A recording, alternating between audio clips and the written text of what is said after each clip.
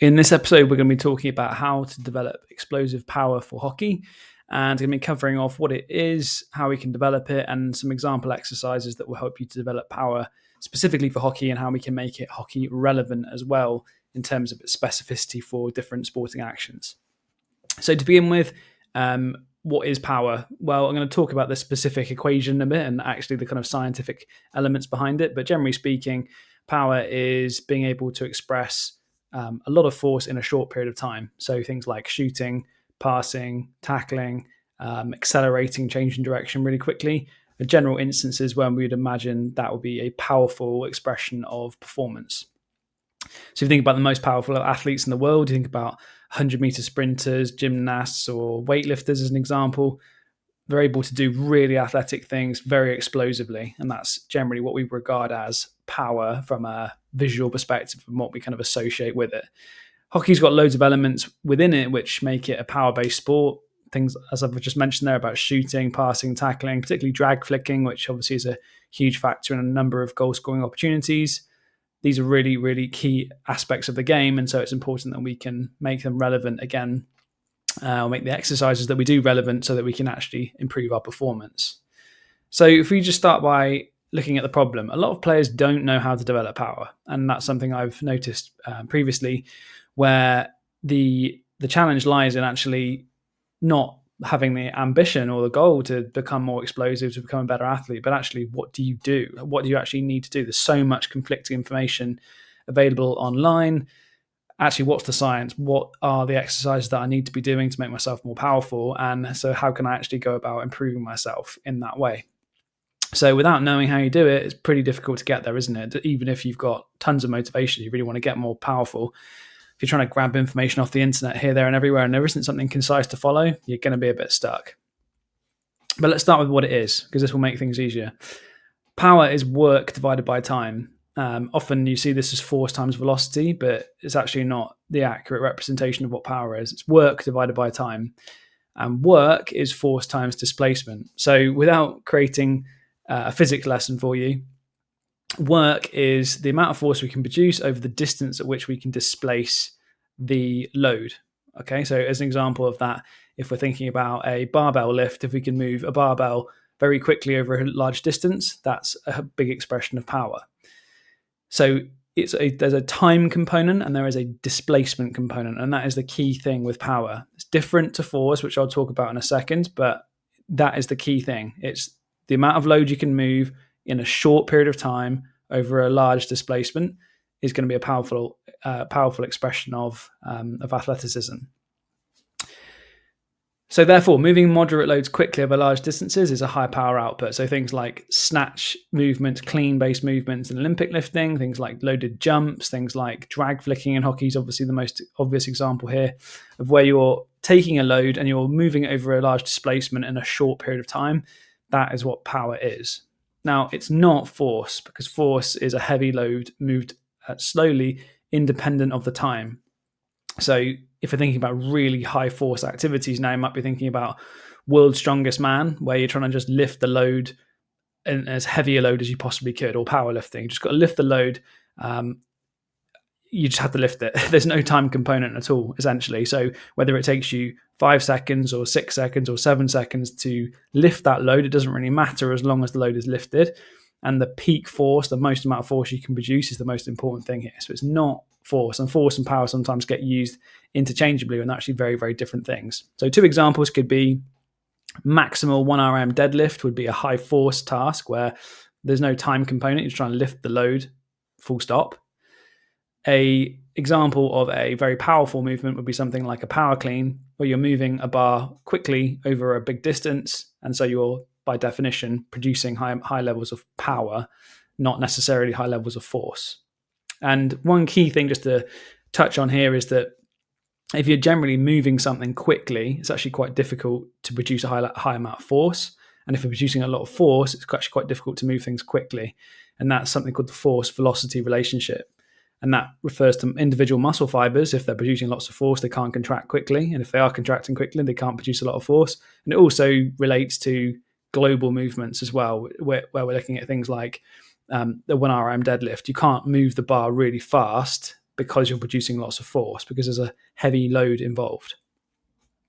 However, high levels of force expression provide the potential for developing power. And remember, work is force times displacement. So the amount of force you can produce over the displacement in which you can move that bar. So that's where force expression becomes really important, because if you've got a baseline potential to produce lots of force, it means you can actually produce a lot of power on top of that. So as a strength foundation, a base of at least 1.5 times body weight of lower body strength, ideally with elite level athletes, 1.7 to 2 times body weight is a prerequisite for high levels of power. If you're back squatting half your body weight, then you have no real need to be trying to improve your power through explosive movements, plyometrics and loaded jumps and Olympic lifts, as we'll look at in a second. You just need to develop your ability to express force, full stop. And that will give you the baseline to be able to then produce force quickly over large distances. So for most people, if you haven't achieved this as a benchmark yet, just try and get yourself stronger until you have. 1.5 times body weight looks like a 60 kilo athlete back squatting 90 kilos or a 100 kilo athlete back squatting 150. And 2 times body weight obviously would be a 60 kilo athlete squatting 120 or a 100 kilo athlete back squatting 200, which would be a lot for a hockey player, but that would be an elite level of strength. So developing power, you can put this into 3 broad categories. We've got Olympic lifts, plyometrics, and loaded jumps, 3 different types of actions and movements we can incorporate into a training program to develop power, because all 3 of these things enable you to move moderate loads over a large displacement in a minimal period of time. So all 3 have got a time component. All 3 are trying to move a load very, very quickly. In the case of plyometrics, might be moving your own body mass quickly. And there's a high speed component. There's a small time component involved in this. In things like plyometrics, you might be trying to get on and off the ground in under 200 milliseconds as an example. And then things like snatch or clean and jerk in Olympic lifting, so you get the highest measurements of power, highest wattage produced, which is a measurement of power in that movement. So 3 really good ways to develop power: Olympic lifting, plyometrics, and loaded jumps. Here's 3 things, or examples of ways we can do this. One's a hang power clean. So example could be something like 4 sets of 3 at 60%. So it's a moderate load. It's not heavy. We're just trying to move as fast as we possibly can. Something like a dumbbell counter movement jump, which is the bottom down here, which is where we're looking to, again, accelerate up, get as much height as possible in a shorter period of time as possible. And that, by definition, is an expression of power, because we're creating a displacement in a short period of time with a moderate load. And remember, if we tried to do this with a heavy load, you wouldn't be able to achieve a minimal time period. So you wouldn't be able to produce as much power. There's a sweet spot here to be had. And then in the middle here, we've got depth jumps, which are, and that should say depth jumps, not drop jumps. Depth jumps are where we're trying to get as much height as possible, stepping off of a box. A drop jump is where we're trying to get off the ground as quickly as possible, so more of a reactive-based action. So those would be 3 really good ways we could go about that. If that was the session you wanted to do, then that would be a good way of doing it. Now, they all are more advanced movements. So if you're just starting out, this is not for you. Okay, this is not for less experienced athletes. These are movements that really should be building up towards. However, if you're in the position where you can actually benefit from them, they're very, very effective means of developing power. How often you'd be doing this kind of thing depends on how your season's set up. I'd probably say twice a week you could incorporate some power component into your sessions if that's a real focus for you. Any more and you start to diminish the quality of the work that you do and begin to add fatigue, which reduces the benefit of the work you're doing, really. Finally, then, there's something called dynamic correspondence, which is relates to the relevance of an action to another task. So what we're referring to here is that all power-based movements are a task-specific expression of force. So lifting a heavy load off the floor in a deadlift, for example, isn't the same as drag flicking, which isn't the same as throwing a medicine ball, which isn't the same as doing a hang clean, which isn't the same as doing a drop jump. They're all different expressions of force. And in order to make a movement more relevant and have more transfer to the sporting action we're trying to improve, we have to make the movements as relevant across things like force, rate of force, direction, muscle group, and contraction type. So if we've got similar level of force being produced, a similar rate of force being produced, in other words, within the time frame, similar direction of force being produced. Again, so is it going forwards? Is it upwards? Is it rotational?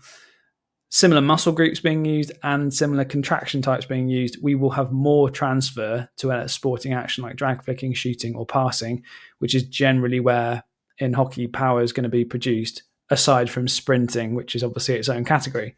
If we're trying to improve our power for sprinting, then practicing sprinting is going to be the most important thing, as well as plyometrics and loaded jumps, which we've mentioned already. But just wanted to touch on this from a perspective of like improving technical actions, because that's a slightly different category.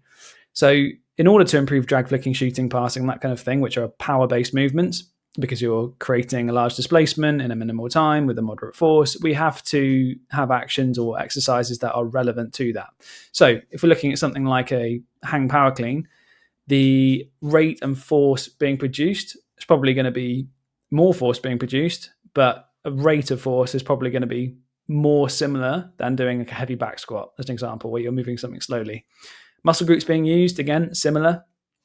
Again, I'm using the still here just to give you an example of this, but essentially force is produced through the ground, out through the trunk, and out through the upper extremities. And in the case of the hang power clean, a similar thing is happening. Force is being produced through the kinetic chain, out and through the upper body as well, which makes it more relevant. It's not to say it's exactly the same, because if it was exactly the same, you would just do the skill, but it becomes more relevant than doing other actions.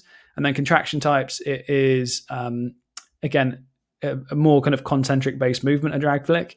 And this obviously utilizes, in this variation here, an eccentric stretch prior to the movement. So it does make it more explosive because of that rapid contraction after a pre-stretch.